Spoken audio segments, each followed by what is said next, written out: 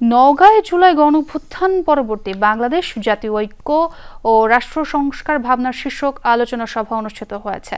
বুধবার বিকেলে পত্নীতলা উপজেলা পরিষদ হল রুমে এই সভার আয়োজন করে জাতীয় নাগরিক পার্টি উপজেলা শাখা।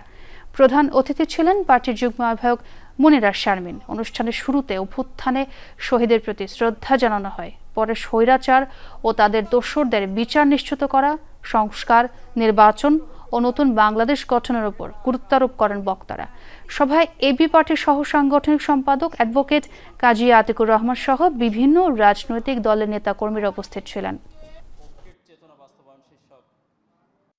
2014 সালে একতরফা নির্বাচনে যারা নির্বাচিত হয়েছে, 18 সালে যারা রাতের ভোটে নির্বাচিত হয়েছে, প্রত্যেকের গলায় ফাঁসির দড়ি পড়ুক। এইটা নিশ্চিত না করে যদি আমরা নির্বাচনে যাই, আরেকটা নির্বাচন যদি হয়, আমরা আবারও নতুন ফ্যাসিবাদকে দেখতে পাবো। প্রধান উপদেষ্টা স্পষ্টভাবেই বলেছেন যে নির্বাচন ডিসেম্বর থেকে জুনের মধ্যে করার একটা পরিকল্পনা আছে। আমাদের এই ক্ষেত্রে কোনো দ্বিমত নাই, কিন্তু এটা বুঝতে হবে যে অভ্যুত্থান পরবর্তী বাংলাদেশে আসলে নির্বাচনটাই একমাত্র গণতন্ত্র না।